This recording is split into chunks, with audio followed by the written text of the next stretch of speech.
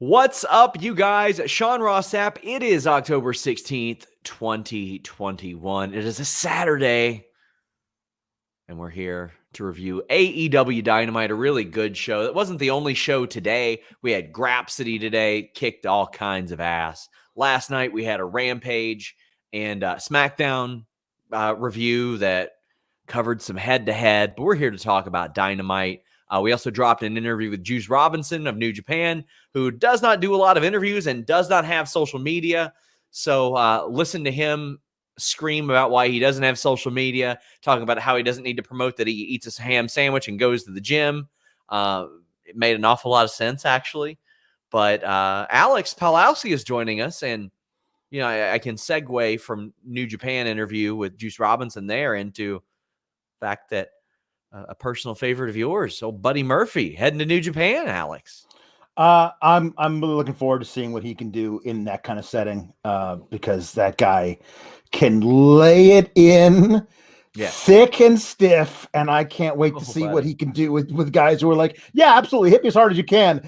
And Bud Matt now going, okay, bet, and then just rocking some shit.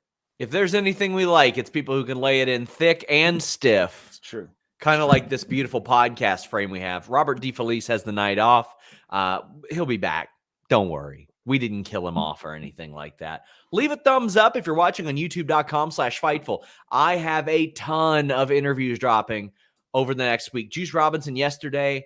I've got Filthy Tom Lawler next week. I got a couple more. Once they get in the can, I'll tell you what they are. But I got Marina Shafir, former NXT star, former MMA four horsewoman, ahead of Bloodsport. Got some Bound for Glory interviews. So keep it locked. Check it out. Thumbs up. Subscribe. But if you want your question or statement read on the air here, donate a super chat. It'll get your question or statement read on the air. Alex, it's been a while since just you and I did a show together. Right? Yeah, we got the old tag team back together. No, they broke us up for no reason a couple of years ago. Yes. But at least we were able to remain friendly. They didn't have me like turn on you by stabbing you in the back or anything. Little did everybody know that Robert DeFelice is about to pop up. He's got his own entrance. He's the Adam Cole. He's about to pop up. Oh, man. We got Mario Morales says, have a good show. I'll be watching Dynamite after the Dodger game. Well, hey, I hope the Dodgers lose terribly because they are not the Cincinnati Reds. But my God, guys, get in those super chats. We got plenty to talk about. And let's start off with Malakai Black and Dante Martin. Boy. So first out of the gate, I got to say the scissor sweep was a little scary for me. But there are a lot of high flyers that get a bad rap based on their pace and their style for not selling. Dante Martin ain't that, Alex. He was selling that leg, doing one-legged springboards. He's still got to use the high-flying offense because that's what he's got. What's he going to do? Strike with Malakai Black? Good luck, pal. Good. Yeah, we're going to try that one. This match was everything it needed to be. I truly wish Malakai Black didn't hate me because his body of work in AEW has been phenomenal. It has been so good. It's a lot like Miro. He is who we thought he was, Alex. Yeah, he's everything everything I wanted him to be. In on the main roster at least. Like I thought it was a kind of a cool, like dark babyface run in NXT, but I thought they could have just brought him up and immediately made him into this absolutely otherworldly figure of doom or something. I just thought like, hey, you're going to dip into the whole well that you've created with The Undertaker for so long. They never really did that with him. And this just feels right. I loved the match. I thought the match was what a great story being told during it. I loved the finish. And we'll talk, I'm sure, about the post-match moment.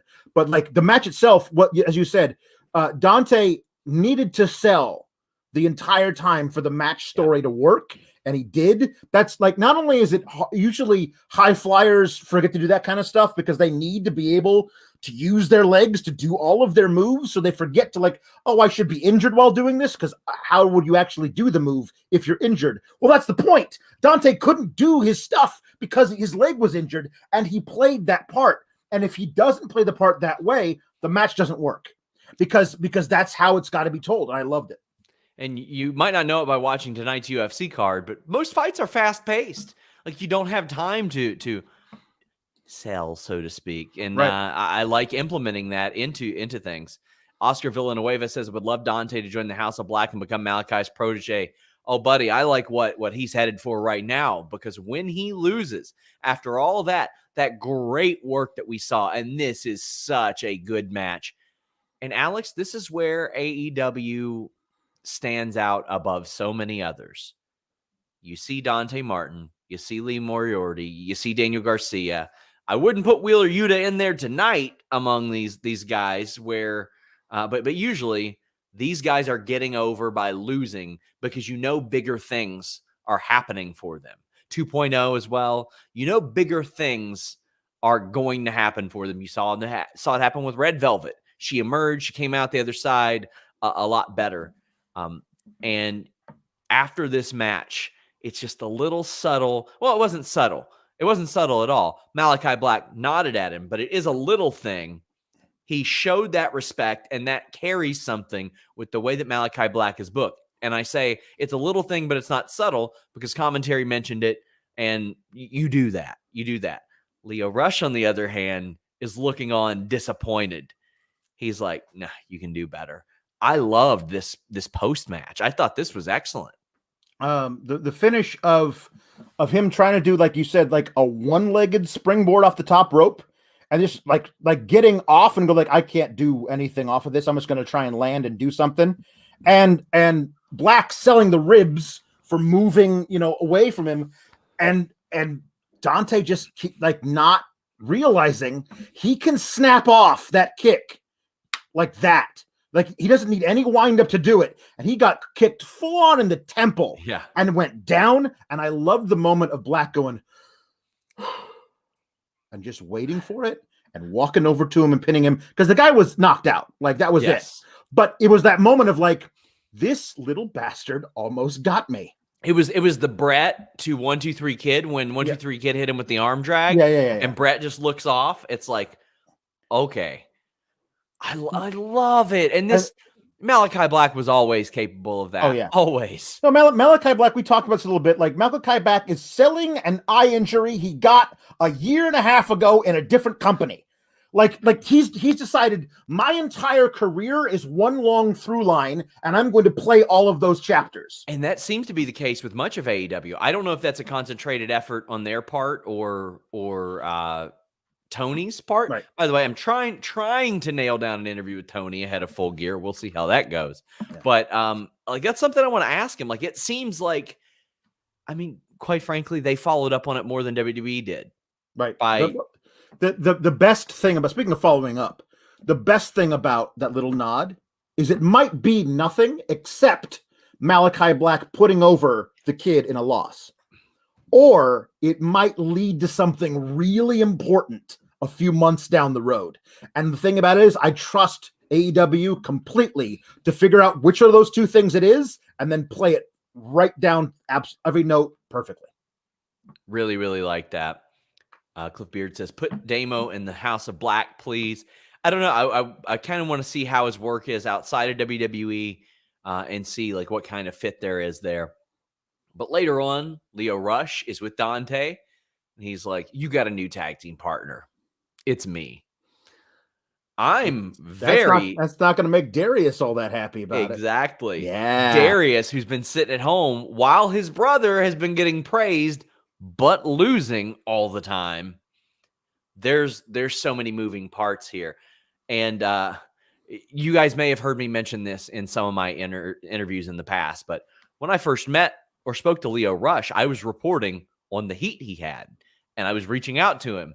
Things weren't swell between us. The way this guy has grown from interpersonal communication over the last year and a half, and the way that people talk about him backstage, again, he is what everybody like wanted him to be. Now, that being said, a lot of the reasons that he had heat in WWE were absolute bullshit. Some of them were understandable, but some of them were absolute bullshit.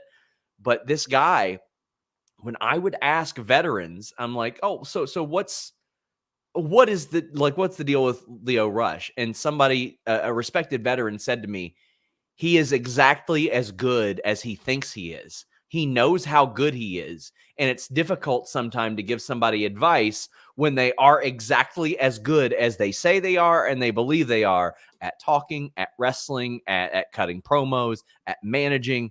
So it seems like he has matured an awful lot. And also, I had people telling me, like, well, when you're brought up the way that he was and the place that he was, constructive criticism doesn't always come across as constructive criticism. It seems like that's different now. I talk to people in New Japan Strong who say that he is nothing short of wonderful to deal with. Heard he's doing great everywhere. I am so glad that he did not hang it up for good. He is too talented to not have something like this, and I'm really excited to see it. Yeah, I've always loved Lio Rush. Like he's too fast. He's too fast to be a human being. Like just the way it's so crazy to me. And so I can't wait to see how much they let him do, how much he wants to do as a wrestler. But I think that there's a wonderful story already being told here. Just in the look on Lio Rush's face as Dante crumpled the canvas after that kick, like, you gotta be kidding me. Tom Lawler told me in an interview we just filmed that the only person he's seen move like that is Rey Mysterio. And that's the person I've been comparing Lio to since I saw him in 2017 in his NXT debut match. And he did a certain cut when he changed directions. And I was like, how is that humanly possible? Yeah. How does he have a meniscus after that? He's spectacular. I can't wait to see what he does. Joey Bag of Donuts says, I always learn something on these shows. Great job. Hey, that's what I hope sets us apart. We have a lot of connections to give you guys exclusive news on these. So we've got a backstage segment with Serena Deeb. And the highlight of it, beyond that, is CM Punk saying that Serena had a fantastic head of hair. Eloquent says. That is such a great spot. It feels like they could have him say, Serena and I have history. We years ago we were blah blah blah, but they're not. They've decided we're not going to do that. Yeah. But instead, Punk just slides that in because he's going to be damned if he doesn't get some reference to it in there. I think that would be a great mixed tag, her and Punk against Cole and Brit in the future. Sure. If Brit can't promo AJ Lee the fuck out of WoW, which I hope she does. I mean, AJ Lee's conscience should promo her the fuck out of WoW. It did for Denise. There you go. There you go. Denise said on our Wednesday show, I passed up working at WoW. Thunder Rosa heard about it and immediately hired her for Mission Pro Wrestling. So it worked out for her very well. Dr. Six Fingers Esquire says, Leo said his mental health is in a better spot in the last few years, and it shows. Everyone deserves a healthy brain. Happy weekend, y'all. Yep. I talked to a promoter who actually mentioned that as well. They're like, AEW is a really good spot for him because if the guy needs to take a couple months off, they're going to let him take a couple months off. Mm-hmm. And that's pretty incredible. Kari Fly, I'm making sure I pronounce her name right, says, I faked sleep so my kid would nap and fell asleep for real. I have no idea what happened tonight, but here I am. $5 for sleepless wrestling moms. Oh, man. Fantastic. So Hikaru Shida attacked Serena Deeb. Excited, just excited for anything to continue with them. I like them. You knew they were going to play this off into something further down the line. Listen, more non-title feuds between fantastic women's wrestlers across the board. AEW, WWE, everywhere. But these two, let's just say best of 5 right now, and spice it out. They're gonna do a series of them. Let's make it a reason to do it. Like you have to beat her 2 out of 3 or whatever it is. Yeah. Zach Schimmel, longtime supporter, dropping a big $50 super chat. Thank you all so much for that. Thank you so much for that, Zach. He says, this is for seeing a team I've not seen in years. This time, though, Alex is happy about wrestling. Subscribe for Sour Graps. Yeah, subscribe to Fightful Select for Sour Graps. Also, over on Fightful Select, I dropped some contract news, a contract offer made to somebody who has had looks from AEW, WWE, ROH, Impact, and NWA. Got multiple contract offers, and that ain't all the contract news I got coming up from like every company coming up soon. But to finish up his super chat, he said, SRS had this thought yesterday, and longtime supporters will know. Does your quality of life still confuse people? Oh man, that's a promo I cut on Melissa a few years ago when I was basically strong-arming Jimmy into giving me a raise because I couldn't afford good clothes for my promo. I'm doing all right now. I'll say that much. But yes, it would still confuse people. But thank you for that. Check out the Fightful mixtape on Fightful Scraps because that is on there, along with Alex's Sour Graps Back in Black mashup that exists as well. Inner Circle got back together, popped back up, and you had Santana leading the promo, which I was so happy about, especially considering the geographic location. Daniel R. says, I really want LAX to go on their own. The best. And the Bean kicked in, says, AEW is fun, still watching the show, but man, AEW makes me feel so rewarded. Surprisingly, top team is Nuclear. I didn't think they were. Boy, that's their neck of the woods. Almost everybody in that venue probably knows who American Top Team is out there. That is their neck of the woods. MMA is huge out there. I really think the Inner Circle should have split up at Double or Nothing, Alex. Like, I don't need them together anymore. Well, here's the deal. If they had split up at Double or Nothing, then the reunification now would mean something, as opposed to we were too lazy to fly them all out here for every segment they did. Like, you have a big faction. Yep. You could break them apart. Like, this is a weird thing. Like, it's so, this whole segment, man, I just want to see, can I just watch Ethan Page and Scorpio Sky versus Proud and Powerful?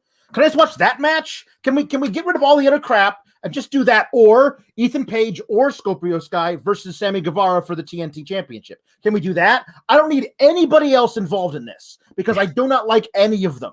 I just want to see Ethan Page, who I still think is like has one of the brightest futures in anybody in AEW. I think he's amazing. Two top AEW talent said he should be a singles guy from the jump. And that ain't taking anything away from Scorpio Sky. No. Scorpio Sky also might be a singles guy, down the road as well. Like it's like permanently. But I love the way they play off each other. I think they can be best friends who both do single stuff and then occasionally tag together. They can do that. They can do that. That's fine. I love Santana Ortiz, and I really like Sammy, but I despise the Inner Circle. Like, that will tell you how I feel about the other members of the Inner Circle. Yes. I'm with you there. I don't need the Inner Circle together anymore. I haven't needed it since Double or Nothing. They've barely been together. Sorry, that's a super chat for another time. But Ryan Sullivan says, I thought it was in Alex's contract that anyone he works for has to have bangs. Buddy, I got the best bangs of all time, and so can you when you use BlueChew.com code Fightful. That's a free one for you, Blue Chew. Aaron H says, props to the GOAT of Fightful, Alex, though Righteous Reg and his love of Bush's Baked Beans is a close second. Yeah. Is it Bush's Baked Beans or Boston Baked Beans? Well, that was the joke. That he said Boston Baked Beans. Everyone thought he meant a can of baked beans. Yes, I was going to say. Categorically different, those two. So, yeah, obviously they're setting up to continue the Inner Circle deal. All right. Okay. Like, I'm legitimately interested in what Paige Van Sant can do in pro wrestling.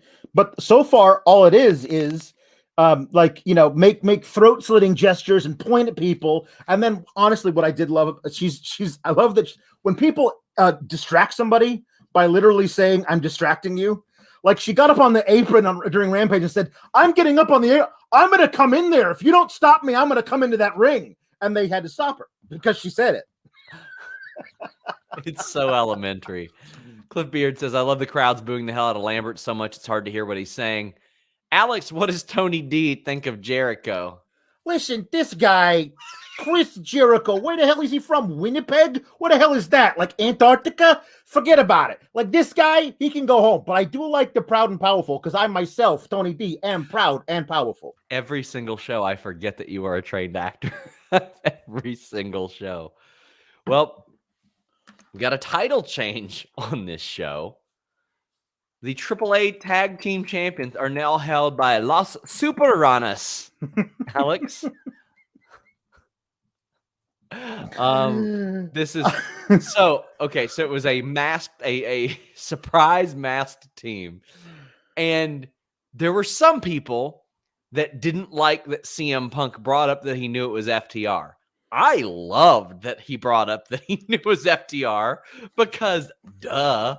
I love that he's just like, guys, this is obviously FTR, right? Yeah. I thought this is great. No, it's fantastic because CM Punk doesn't have to play by some weird arbitrary rules. The commentators are stupid.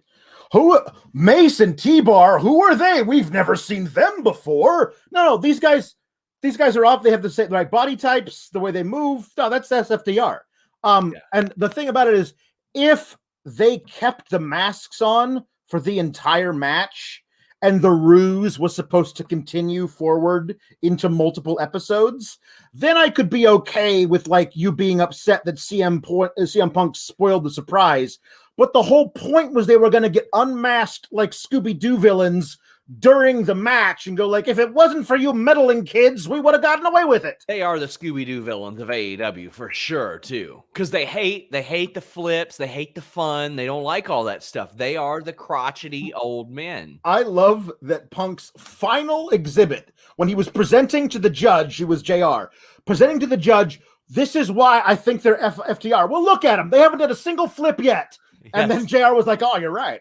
Meanwhile, Cash Wheeler can do a smooth 450, springboard 450. Yeah, no problem. Cliff Beard says the most anti-lucha team are now AAA champs. I love it. They are, if they go to Mexico, oh my God, they are going to be so over by doing everything else. Like I want them to catch a springboard moonsault in midair with a punch. That's what I want. Oscar Villanueva says FTR defending the AAA tag titles in Arena de Mex. I love it. And this also leads them. FTR is going to be like, well, why don't we get a shot at the other titles? Like, why is that not happening now? Their gimmick is almost like that they've perpetually got a chip on their shoulder, no matter what. Like they always feel like they're not getting their just due. Right. And this is a great way to further that. Well, FTR believe they are legitimately the greatest tag team that has ever lived. And if they are ranked second, well, then they can't be the best tag team in the world. And that's a slight on us. And I love that they not like the match was basically Phoenix in particular, but Phoenix and Penta just running roughshod over them. But all you got to do is give old Dax a title belt and let him go to work one shot during a moonsault, which was perfectly placed. Like the moonsault where he just hit him as he was going by. That was amazing. Get rid of the title belt, 1, 2, 3. And now, as I said, like the AAA, like I can't wait to see them go. Like if they have to like cut a promo, like well, thank you everybody. Here we are. Gracias. Poor de nada. Like just them, like basically trying really hard to be respectful, but being really bad at Spanish. Yeah. Oh man. Sawyer says, love everything about FTR having the very ugly AAA tag titles, best luchadors in the world. Oh, I can't wait for them to do a Lucha Rules match. So we also had Britt Baker backstage with Anna Jay, and she just trashes Anna Jay. I love that as soon as Anna Jay threw a punch, Britt didn't like fall down and look up at her like, No, she swung and she was slugging it out. Now, originally I was like, oh, well, Anna Jay just lost to Penelope. Why are they setting this up? Well, they're setting it up for Rampage. And Chris says, do you know if Britt and Anna Jay will be from the Jericho Cruise? I think they're filming that tonight. I mean, I would assume they would tonight because they don't go back. Like Orlando isn't a 2-night thing next week. It's just the 23rd. Mm-hmm. So I think they're going to film Rampage tonight for next week. So yeah, I think it'll be tonight because she will be on the cruise. Kari Fly says LMAO TK puts mask on people like we're Stevie Wonder. Oh man, I like the Anna Jay thing because everyone loves Anna Jay, and this isn't like she's ranked number one in the contendership. She just got into a brawl with Brit, and now we get to see Anna Jay versus Brit. She can show what she can do. She's going to lose the match, but it's going to be a lot of fun. Good. I've been sent a shirt or a picture of a shirt that FTR have called "Fear the Rest Hold," which I love. Also, Brent Lockman says, did not expect to see FTR cosplaying as the Green Bastard for Trailer Park Boys. Loved it, though. And Shot Kid 29 says, another great show. Feels like some big turns are close. Punk's commentary may have been the highlight, especially no selling the luchadors. Like, we've heard Punk on commentary a few times so far. Tonight, I thought, was by far his best showing. By far. Yeah. Like, he's settling back into that groove, and AEW getting more of their money's worth. Like, you have Punk on the show without having him on the show. Yeah, I mean, the idea that you can kick off most episodes with his music playing and the crowd going absolutely apeshit for him, and then he goes and he just walks over to this thing and sits down, and then we at home get to enjoy him. Most of what I enjoy is the fact that he's not screeching in my ear like other people who do commentary. Yes. To me, if I'm AEW, I find a way throughout a taping to get Judas to play, to get Punk's music to play, Jungle Boy's music to play, and Orange Cassidy's music to play. You use the ones that you paid for effectively. And plus, it's a live experience. Like, even if it's not on the show, send them home happy with something, et cetera, et cetera. MJF and Andrade are backstage, and they have a little bit of an interaction. What do you think of this? I love the Super Frogs running away, and then MJF hugging him because he's genuinely happy for his stablemates, and then he's like, and the obvious thing being like that, because I saw a lot of people online going, they're going to have to explain this. I don't understand why are FTR working with Andrade? That doesn't make any sense. Well, I think they mentioned that they know each other from a different place that they worked, and they are friends. But also, I love that Andrade hates the Lucha Bros so much that he paid MJF to get him to allow him to use FTR, which apparently are clients of MJF, which I liked. Yes. And that was it. And him, MJF spelling it out. Okay, that's for one night only. Great. Thank you. I'd like to be paid in cash and by check. Thank you very much. Gracias. And I'll be leaving. I thought this is wonderful. Really dug this. Turned it around, made some sense. Then we had, actually, Jesus Garcia says Andrade versus MJF feud win. I don't think anytime soon. No, I mean, I do like just the implication of heels working together backstage, because they're both villains. Like if you watch old cartoons where like people who like we would normally not like each other, but we both have to team up to take on Batman. And there's like a handshake agreement. But if anything goes wrong, they're starting to start pointing fingers. I think there's a lot of fun things that can be done there. I've been told that Max Caster did a diss rap on Top Dollar after the show. Can't wait. I love it. This stuff is so fun and harmless. I really love it. MJF cut a promo after this in the ring. He acted like he was coming out for the match. And instead, for the match with Darby, by the way, but instead you get Sting coming out, which, it's always good to see Sting. Sometimes I forget he's on the roster. That's okay. But MJF pushed Wardlow towards Sting. Sting hit him with a baseball bat, and MJF ran off. Like, this is really good. It is long-term building to Wardlow, MJF. And to me, the longer you can convincingly keep MJF away from the title, the better, because he is going to have a run, but he's lost fairly recently. He doesn't wrestle a lot to get himself in the title picture, which is clever, and he still contributes to the show. Daniel R. says, thoughts on Wardlow turning soon, and Brent Lockman says, as MJF and Wardlow run its course, MJF is perfect. I just want more from Wardlow at this point. That seems to be the discussion. Obviously, Sting is here to tide us over until the next Darby appearance. More than satisfactory. Sting rules. He's old. He's familiar. He's doing his thing. This is fine. But Wardlow is the guy kind of waiting in the wings. and this will be his defining moment, his defining feud, and what determines where he goes in AEW. If he sinks, well, then he's probably going to crush some people on Dark. If he swims, he could be an eventual TNT champion, maybe top guy there. How you feeling about this? I think they're slow rolling it more than I thought they would. I thought that it was MJF's plan, that he knew Darby wasn't here, and if he said the wrong things about Darby too much, then Sting would come out. And once he had Sting out there, then Spears would attack Sting from behind, and Spears and Wardlow would basically break Sting. And that would be the thing that gets Darby to agree to the match. I thought that they were going to do that. Like, it was all part of MJF's master plan to get Sting to come out so they could attack Sting.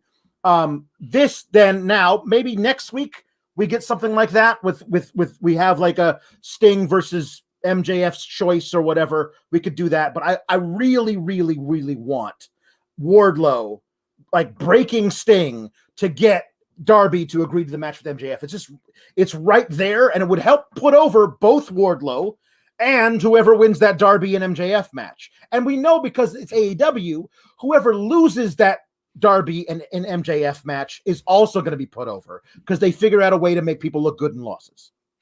Yes, they do. And they don't do every match over and over again to where nobody gets over. Somebody gets over and somebody doesn't get over. Yeah. But nobody ends up like looking terrible as a result.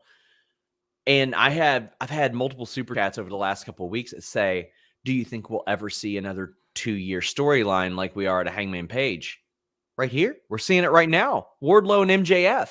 Because not long after this, MJF started to disrespect Wardlow. Like, we've seen those side eyes for a long time. Right. We've seen this for a very, very long time, and it's going to unfold probably around the new year. I'd say probably around the time of Revolution would make a lot of sense. But I can't wait to see how that one goes, because it's going to be one of those that is satisfying.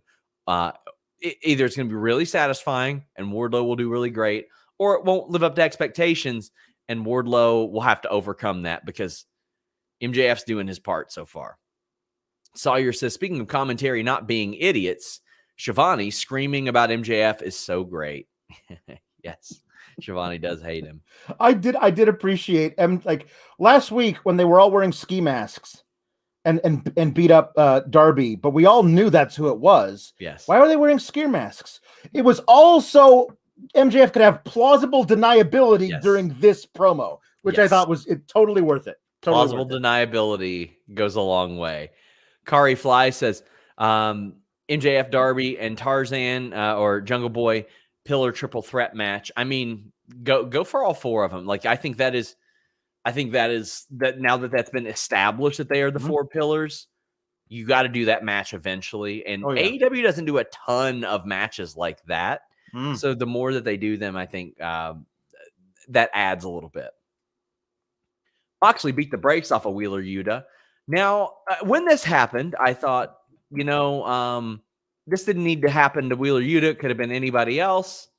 But there was a reason, because there's almost always a reason in AEW. Always a reason, AEW. And that's what I love about it, Alex. So Wheeler Yuta got the friggin' brakes beat off of him. Welcome to the show, kid. One of those. And then Orange Cassidy shoots a little bit of a look. Well, the reason for that, Alex, as we would find out later, the brackets for the AEW World Title Eliminator. Dustin Rhodes versus Bryan Danielson, Lance Archer versus Eddie Kingston on one side. Well, the other side is 10 versus Jon Moxley. And, buddy, Jon Moxley's winning that one. And then we got Powerhouse Hobbs versus Orange Cassidy. And Orange Cassidy is one of the most protected talents in AEW. So we are going to get Orange Cassidy, Jon Moxley, probably in this tournament as well. This was good stuff. It's a great way to just plant the seed, Alex. I love that they mentioned they mentioned the end of that the ladder match last week with Mox being the last one to lose. That he's not in a good mood. Like he was up on that thing and he fell off the ladder. He's pissed now, and a switch has flipped, and now he's not screwing around anymore. Like you booked me in a match with this. I wanted a promo because I just love his unhinged promos, but you didn't need it. Him coming down. I don't get paid by the hour. You booked me in this stupid match with this kid who's named after wheels. Fine. And he destroys him and he walks away. He doesn't like, nobody raises his hand. He doesn't care. Do I get my winnings check, please? And he leaves. That's all he's there for. And Orange Cassidy because Orange Cassidy always takes his time, but he took his time walking. And Wheeler Yuta also sold having his brains beat in. Really well. To the point where I had people in the venue saying Wheeler's hurt. Yeah. I had to be like, oh, they're playing it up on TV. Yeah. I love the Moxley versus Orange Cassidy. They're slow playing it to the second round. The bracket itself has some really great stuff on the lower half of the bracket. The upper half of the bracket confounds me. I do not know why 10 of the Dark Order is in this tournament.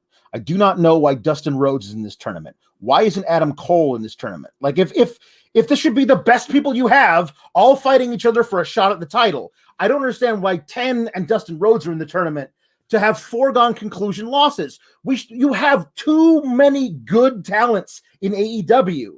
Like when you say Moxley is obviously winning that match, AEW shouldn't be putting out tournaments where it looks like a bye for somebody. Yes, they shouldn't do that. They should have if Moxley wins this match, we all think he is, but if he wins this match, he would face Orange Cassidy if Orange Cassidy beats Will Hobbs. That's the kind of thing we should be able to talk about, as opposed to, well, obviously this guy's winning and obviously this guy's winning. We shouldn't be doing that. Those two guys specifically should not be in the bracket. I agree. I think Powerhouse Hobbs is okay to put in the bracket. Yeah, sure. No, he's fine in the bracket because I want to see Orange Cassidy versus Will Hobbs. That's going to be a great match. And also, but yeah, Archer and Kingston's interesting, but I look at that and I'm like, okay, Hobbs and Kingston would have made a lot of sense to me. Dustin Rhodes and Bryan Danielson, that'll be fun. We know Dustin Rhodes isn't winning that. Right.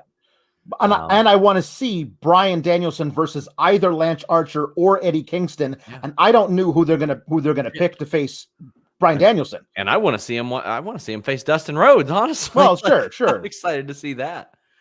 Rob Wilkins says, "I want MJF to choose either RoboCop or Shockmaster to be Sting's opponent if they go that route." Cliff Beard says, "The Mox Yuta match and the reaction afterward from OC makes more sense now if they face each other in the second round." Comic Critical says, "Mox is turning heel, and I'm so here for it." Oh, a heel Moxley. That could be something. That could be something. Yeah, Moxley has just been he's been treading down the dark path. And him versus Hangman, especially because they establish a history with him being knocked off the ladder by Hangman. Yeah. He gets knocked down that dark path by that moment, and then he comes for Hangman later. That's amazing. The other thing that people are mentioning in the chat here is very true. Like Black, why isn't Black in the tournament? Like the kayfabe reason, why isn't he in the tournament? Maybe Pac should be in the tournament, or Andrade. But how about Miro? Like Miro should be in this tournament, and he had an amazing pre-tape promo where he was talking to his God who has forsaken him. And how he's like, if you do not help me, you are going to have me as an enemy. And he was swearing that he would become God's enemy if God did not make him a champion again. How you gave me a body made of granite and a neck made of sand. What is that? Like, I'm so in love with this guy. He needs to be in this tournament. There's no reason why he's not. Well, Daniel R says maybe Unreasonable was hoping more from the bracket. You're not unreasonable. I mean, not unreasonable. Wrestle Riot says, so Tony spoiled the whole tournament? I mean, not if you're not out there looking at pictures of his notebook on the internet, which, shocker, most people aren't. Most people aren't. Jay Blood says, so we are getting Mox Danielson in the finals. The brackets make this more obvious than Tony's notebook. Cool. I mean, complain about it? Heel Moxley with absolutely zero fucks left to give, wanting to put Danielson in the ground for real as a shoot versus the Danielson we saw tonight and the Danielson we saw last night. Like, you can sign me up for 10 of those. Like, you know what I like? There are so many matches in AEW that have been done many times in WWE, but it's not the same match. No. And if you want a good example, look at the trash fire that was Tay Conti and Santana Garrett in NXT, and look how it is now. Look how it is now when you play to these two women's strengths instead of the cookie cutter stuff that you want to get in there. Right. Yeah. Man, Ambrose versus Daniel Bryan is in no way, shape, or form. Moxley versus Danielson. And that's not, I'm not taking anything away from Ambrose and Bryan or Daniel Bryan. That was good too. Sure. But, yeah. Chris Rain says that Miro promo was so amazing. I feel like, and Cornman 316 says, I feel like Miro is the one to eventually take the title off Hangman, which is probably why he isn't featured in the tournament. I wouldn't doubt it, but I think that sort of Miro may have worked himself into a shoot. I've said this before.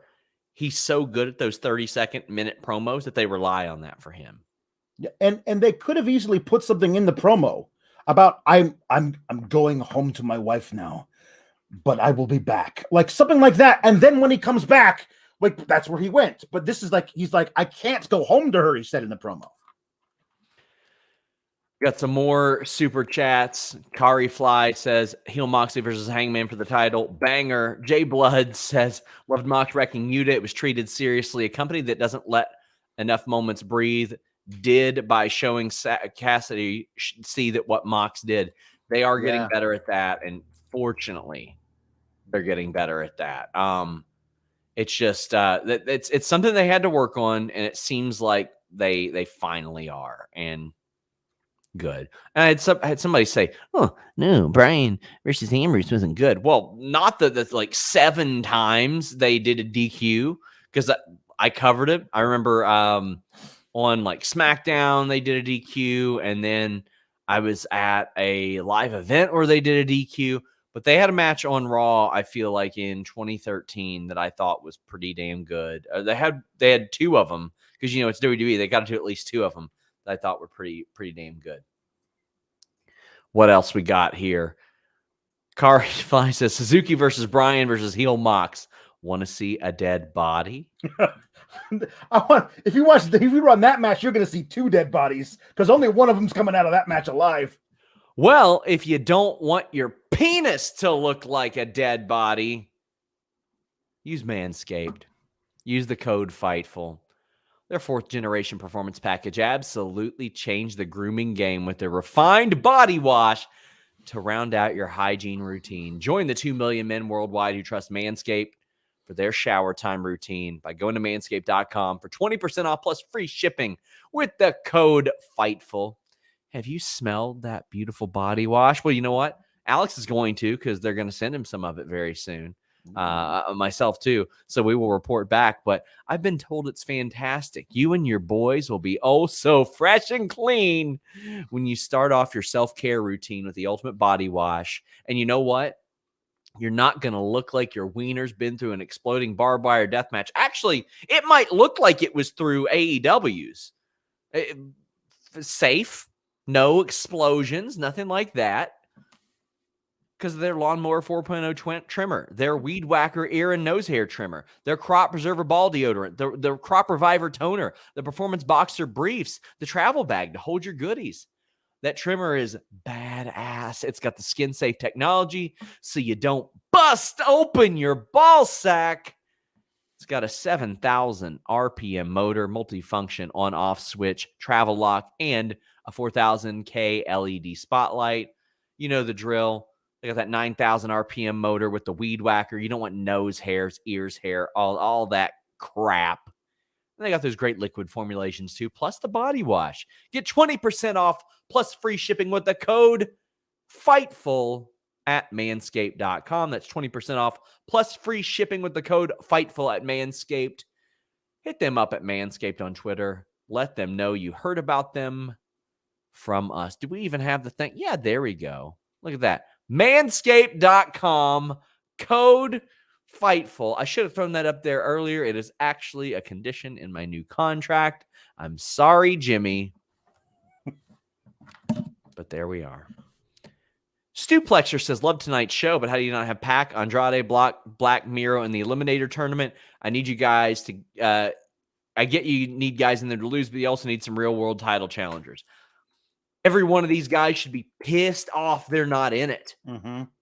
That should be a story crutch, Alex. Yeah, and I would personally want to know the qualifications for being in said tournament. Yes.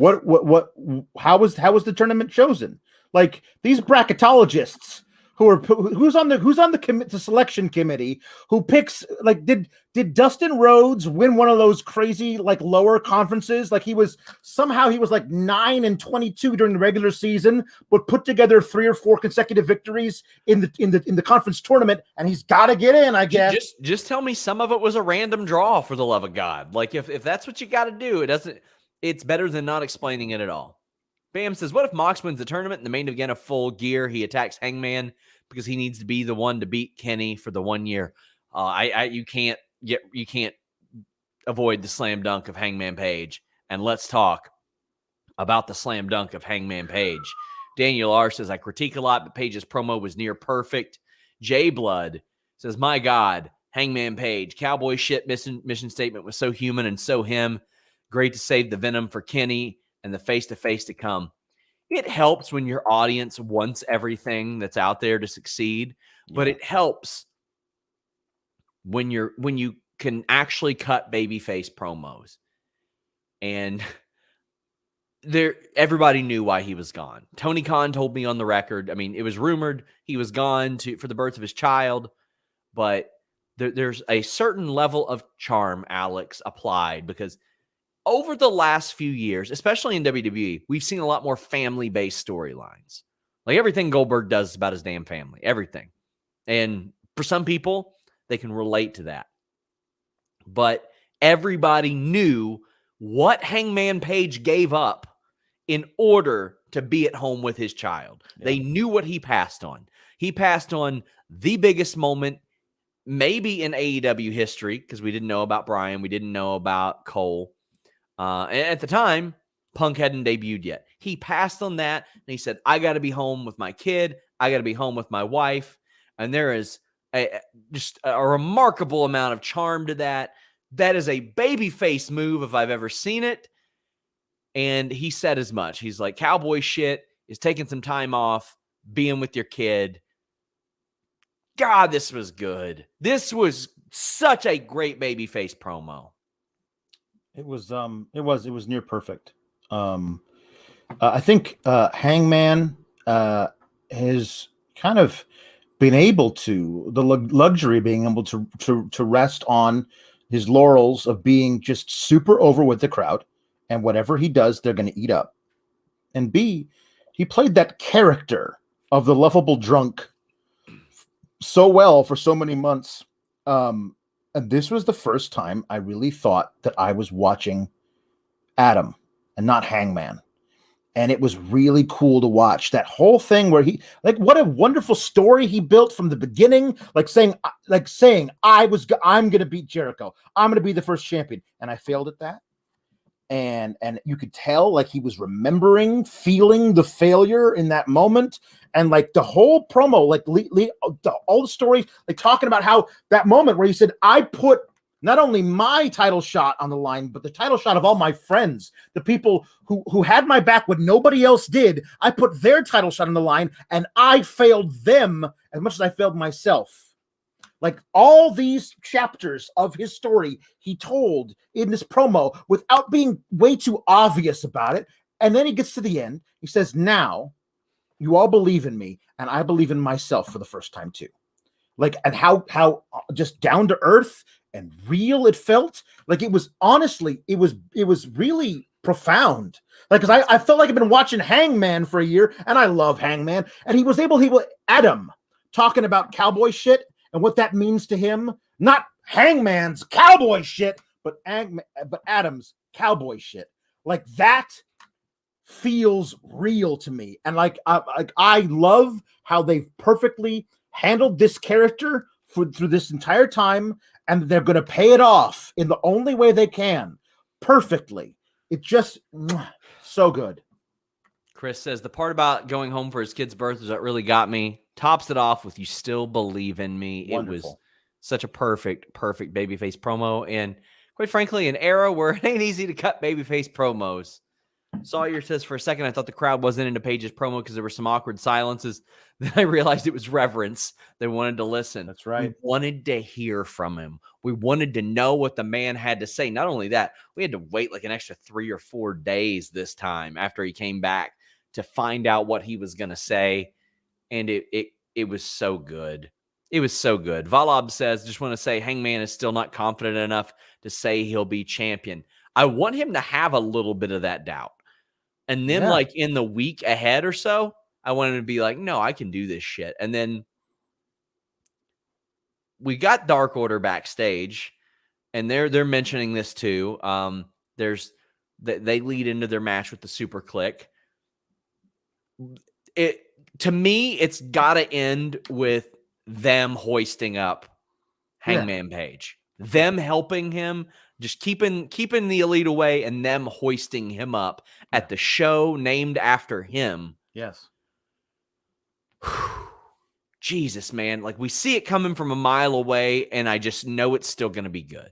And Doug Kahn says, is Hangman the one who kicks out of the one-winged angel? He's got to be. To me,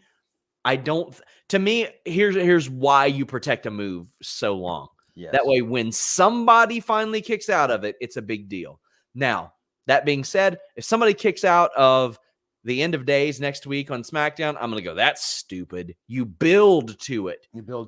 Everybody who watches Baron Corbin on SmackDown knows nobody's kicked out of that finish. Mm-hmm. So when he gets a big push, and eventually somebody who may be perceived as less than him by a little bit, they're brought up to that level. This brings Hangman up to the level and then beyond it, I think. I will tell you this. If Hangman doesn't kick out of the one-winged angel, nobody should. Yeah. Like ever. Basically Kenny doesn't hit it. Either Kenny hits it and it gets kicked out of, or Kenny hits it and he gets a foot on the ropes, or he never hits it. Or hear me out. Bray Wyatt debuts as the Fiend, gets hit with 5 of them, and gets pinned, and then he sits up. Yeah, you're right. No, that's a really good idea. I think we should do that. Hangman's story is why AEW's fans have faith in them. Absolutely. It's true. Absolutely. They are developing goodwill by paying this off. So the Anna Jay Britt Baker match, we already read that super chat to Luis, but we've got a bunch of super chats about the bracket still. Cliffbeard says Suzuki should have been the world title eliminator against OC since they couldn't have that match last year. The show with Janela was going to put on. Well, I think out of respect to Janela, they should probably save that for Janela's show. That was a big match that was supposed to be announced for him. And Curryfly says Arn got the Glock out to get Dustin in the tourney. Let's talk about that. Let's talk about this Cody segment. Oh, Jesus Christ. Arn's going full AWA 1970s training, like where you got Billy Robinson and Vern Gagne making people run like 600 miles before they do their 500 Hindu squats, before they do Iron Man stuff.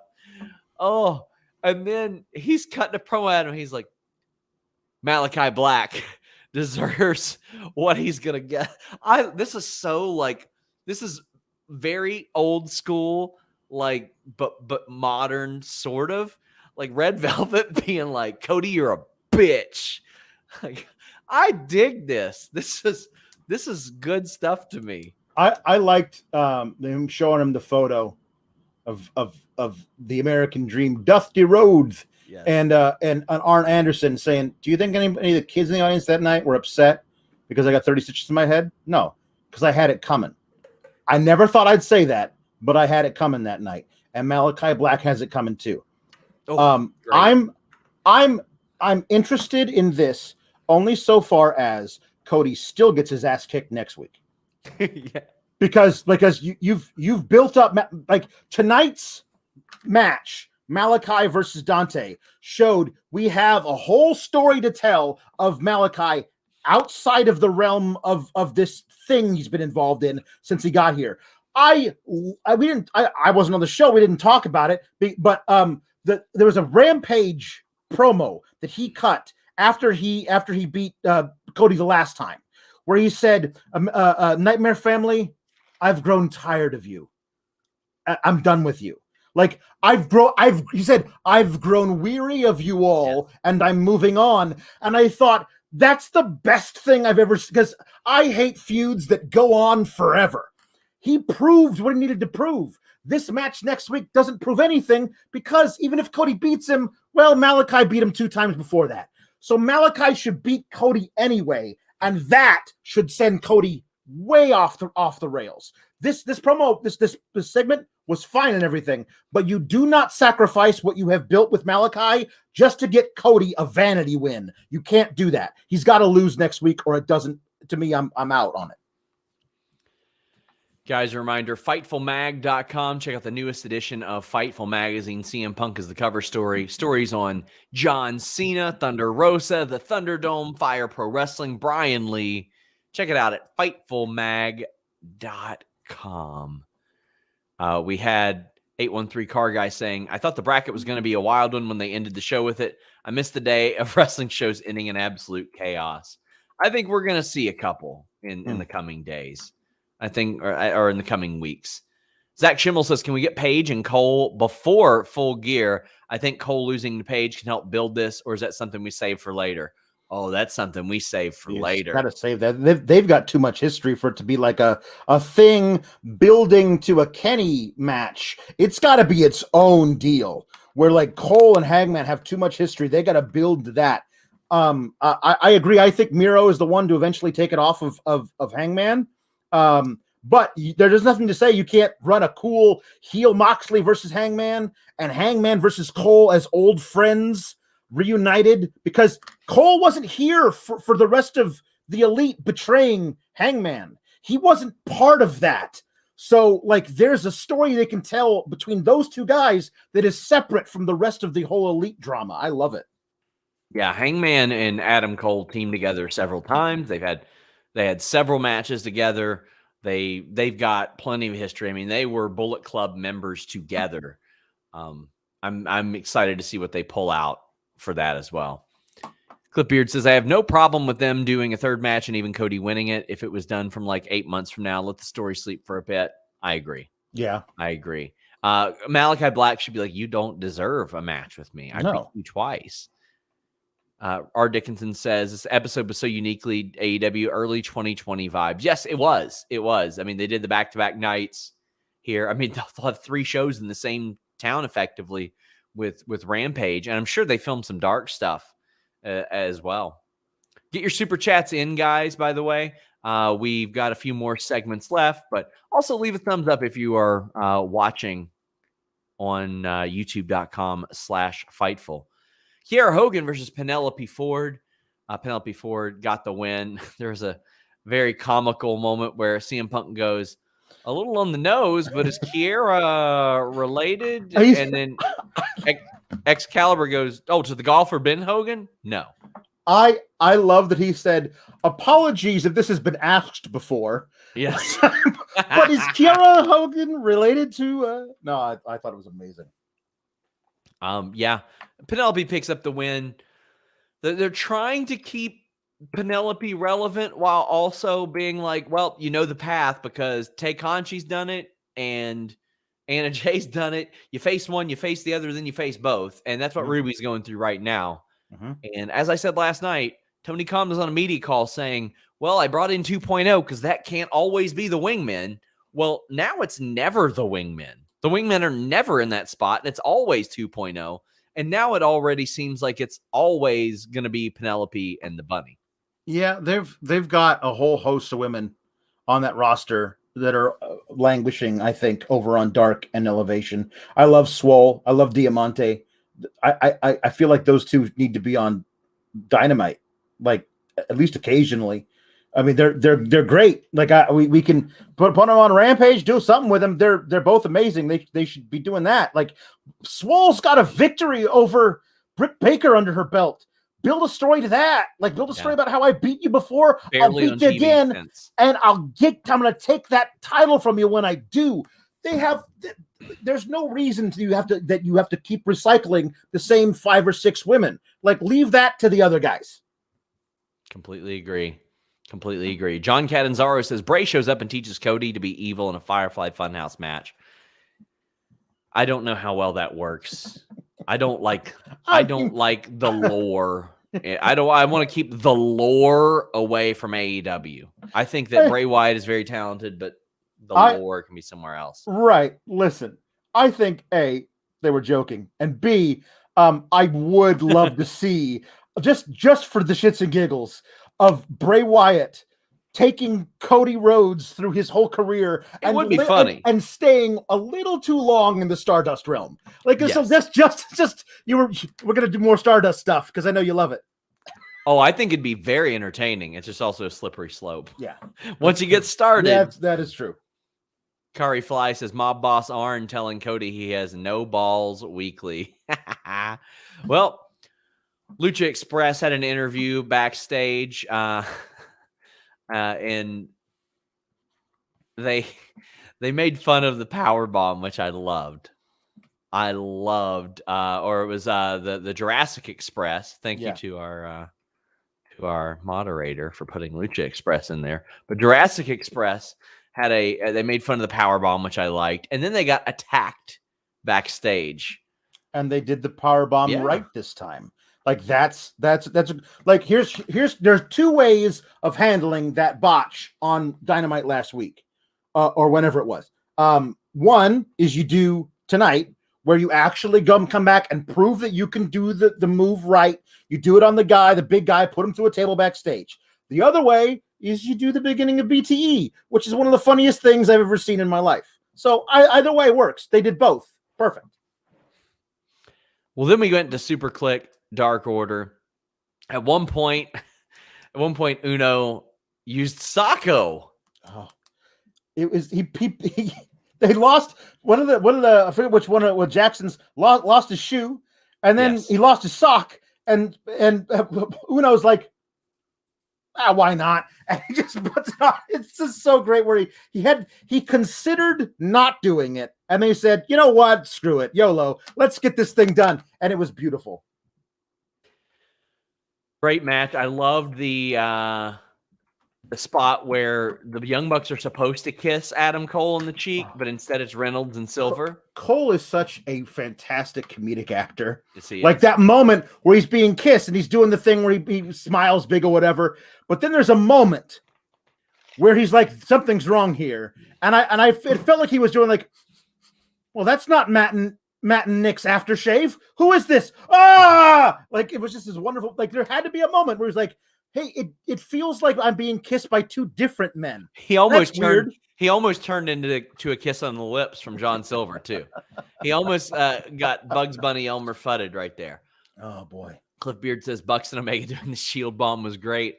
Also, I gotta say, John Silver with some big boy kicks, turning his hips, pivoting, thud. Those are real good kicks. Real good kicks.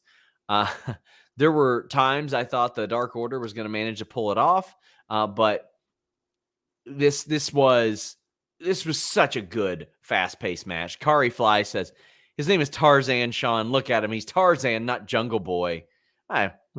Tarzan Boy is the song, but we'll still rock with Jungle Boy. Apex Caliber says the Fiend leads the Dark Order to screw Page. Oh God, that sounds horrible. That sounds horrible. Please no. Please no. Joey Bag of Donuts says Superkliq Dark Order was just so damn fun. Superkliq staying strong.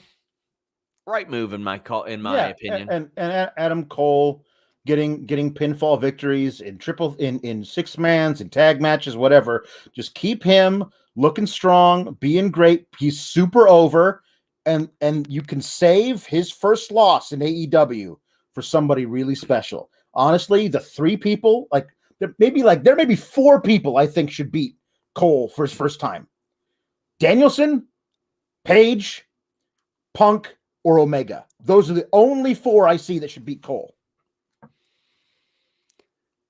We've got Pedro saying that promo by Miro was amazing, asking God why he's ignoring him. Great stuff. Also, good. What does Tony D'Angelo think of Miro's promo?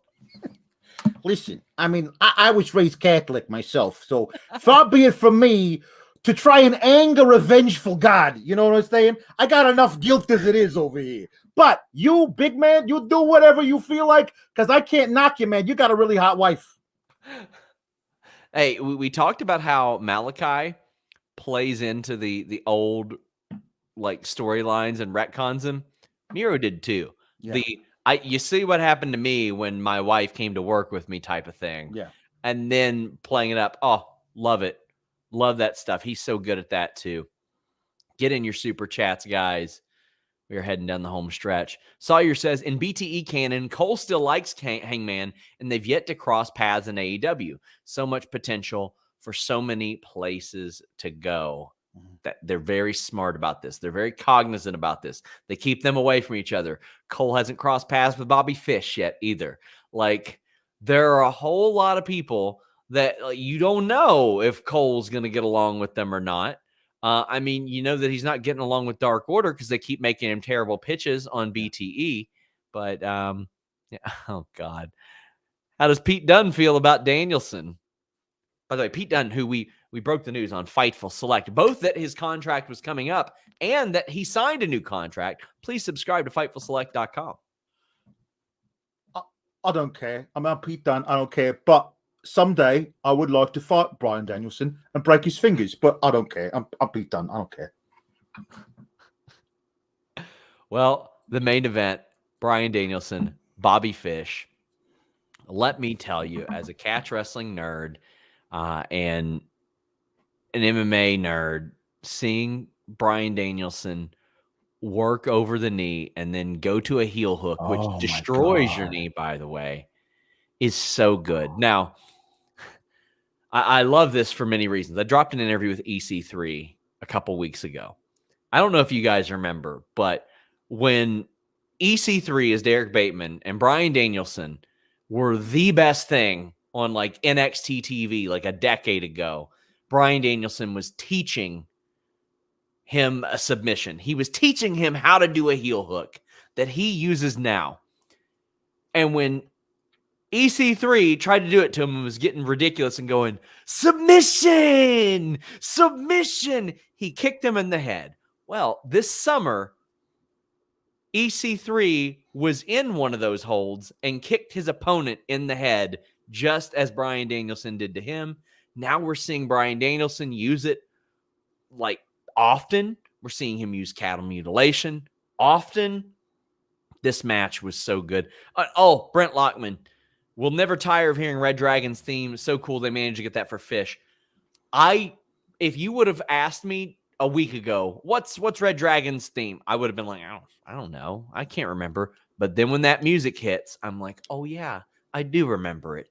I think that's a great touch to add to make me give a shit about Bobby Fish.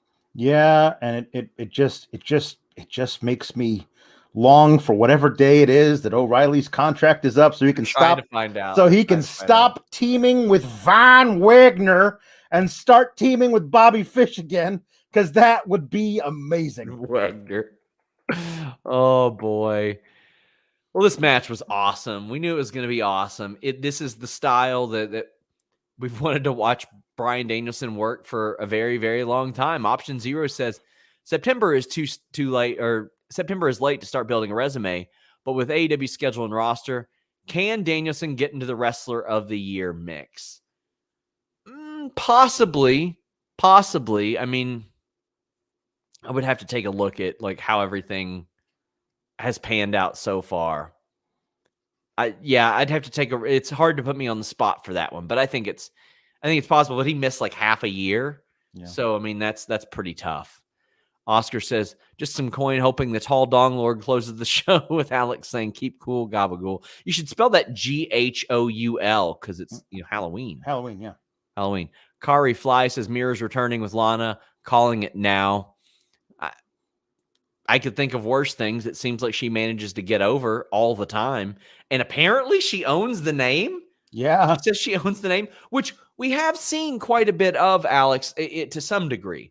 Because, for example, I mean, you remember like 10, 15 years ago, if you left WWE, you weren't using any of the name. No. But now Steve Cutler, whose real name is Tommy Macklin, is going by Steve Macklin because Steve's a common name. Ruby Riott is Ruby Soho. Ruby is a common name. Like, we're seeing that all the time now. So good for her. Yeah, absolutely. Yeah. Brian says, which of the tag teams could you see doing a Rockers breakup and being the face to go on a big run? Well, it has to be a babyface team, wouldn't it? Yeah. And I mean, well, the Rockers breakup featured the heel going on the big run afterwards. Yes. Well, I mean, yeah, but it's got to be a face team. Yeah, face team. Yeah. Gosh. The Acclaimed. If they, because I mean, they're like borderline. Yeah. I think they could do it, like Max Caster or Bowens doing. I think Bowens is capable of incredible things. When I say these teams, I definitely don't mean that somebody's going to be a Jannetty, which I think could be a lot worse. I think Jannetty was one of the best wrestlers in the world at one point. I mean, I really think they could do something excellent with Darius Martin comes back. Yeah. And run a really cool thing about them getting back together. But Darius never quite trusting that Dante has his back enough. And Darius always thinking that Dante wants to go out and be a single star. And Dante being like, no, man, I'm here for you. We're brothers. We're going to make this work. And Darius's paranoia gets the better of him. Like, I think there's a really cool story to tell there. Luchasaurus could be one. Varsity Blondes could be one. Ooh, I could see that. Hard for me to believe that, they'll be together forever because they both look like, I mean, and if a team reminds you of the Rockers, it's probably the Varsity Blondes. Yeah. So I like that as well. There isn't a lot to add to the Danielson Fish match. It was a great, technically sound match with great selling. We knew who was going to win. Right. It was great. Both of them getting their legs worked over the whole time. And that moment where they were both in the knee bar or whatever, dueling knee bars. And then Danielson, you know what? Screw this. I'm just going to win the match now. And just rolls over into that horrible looking heel hook. Like, it just looked like it was killing Fish. Good, big ups to him for selling the way he did. But like the way that Punk put it over in the moment, like that thing is going to tear your knee entirely apart. It will. It absolutely will. They're banned from a lot of like lower experience classes in grappling tournaments because, quite frankly, most of these people got to go to work on Monday. There are gyms all around the world where you do not, quite frankly, you don't do any leg locks, but you especially don't do heel hooks because they're so dangerous to do for people who don't know how much pressure can really shred your knee up. It can be a very, very dangerous move. Zero Fear says, did you see Fish kick a fan away from the rail? I didn't. Yeah, it was during the picture-in-picture. There was a fan who was getting a little too close to the action by the rail, and Fish threw Danielson to the ground and then walked over and like kicked the fan away from it, kind of. It was good stuff. Daniel R says, will AEW do big entrance props like Miro in the Tank? Well, I mean, they had the horse, and that's pretty big. That's big enough. I don't know. They've been teasing wanting to do like bigger, like a baseball field or something where there's like enough room that you could bring something out. Yeah, that could be a lot of fun. And Cliff Beard wraps us up by saying, what does Walter think of American Top Team? There we go. Make sure you clear your throat there. Yeah, American Top Team. I don't like them very much because I, Walter, am representing the great state of Austria, the great country of the great nation of Austria. The mat is sacred, and these people are not very sacred to me. I don't like them at all. But it is Dan Lambert who flaps his mouth all the time. I do not like him at all. Not at all. That's our AEW review. Obviously, there's no AEW review next Wednesday, but you know what? Monday, Raw. Tuesday, NXT Marathon Show. Wednesday, Jimmy's supposed to come back for Listen You Boy. Thursday, The Distraction, which you can now check out at youtube.com/Fightful Distraction for all their additional stuff. We've given these nut jobs their own channel. And then Friday, Rampage and SmackDown. I'll be joined by TK Trinidad as Kate is on vacation. But next week, I'm dropping like 4 interviews next week. You guys are going to love it. Marina Shafir, Tom Lawler among them, Juice Robinson as well. Next Saturday, the plan is to do an AEW review immediately following that show. Bound for Glory is also that night, but it starts at 10 p.m. Eastern. So after that, we will have a Bound for Glory review. In addition to that, that afternoon at noon, you got the Grapsody podcast. So there is plenty of stuff. We have shows every single day on the main Fightful feed and over on Fightful Select. Monday, we've got the Backstage Report podcast that is like 20 minutes of me just giving you exclusive news. Tuesday, Alex does a Sour Graps review of Raw. Wednesday is The List Goes On. It's the Listen You Boy post show. Thursday, I do a Q&A show, usually about a half an hour. You all can ask me whatever you want. Friday, we have the Figure Hall show. Saturday, we have Alex's Sour Graps review of SmackDown. And then Sunday is the Weekender. If you ever hit us up and say, why don't you cover 205 Live, Impact, ROH, NWA, etc.? Steven Jensen does on the Weekender. Silva says, the post show runs a bit long. That it does, but you know what? People send us money for it. Yeah. Yeah. And that's, I'm just saying, I can manage to edit it a little late at night. If you guys keep sending money, which we greatly appreciate. Yeah. We are the PBS of wrestling, if you would believe such a thing. We are funded by you. But Alex, I think I told the people where to find you, but you can tell them again. Yeah, well, you can find me on the Twitter at Alex Sour Graps. I do I think I've settled into late night Monday after the Raw post show with Sean and Denise is when I will be doing the post Raw show. It'll be up when you wake up in the morning on Tuesday. Then I'm going to be doing, hopefully, Saturdays during the day. I'll be doing the post SmackDown Sour Graps. Then, of course, there's Tuesday nights with Kate Hensler, or as I call her, Hot Heat Hensler, the new Triple H. As she and I will talk for literally 3 hours about a 2-hour NXT show we both didn't like very much. We'll talk mostly about other things, and also I'm a jukebox for your impressions, as you've seen tonight. And people like to pay us money for me to do those things, so we let them for as long as they continue to do so. Thank you guys so much. Please leave a thumbs up on this video. Please check out our interviews and share those. They don't get as much traction as our podcasts, but the more you all share them, the more you all leave a thumbs up on them, the more we'll get them. Thank you all so much. Until next time, guys, we're out.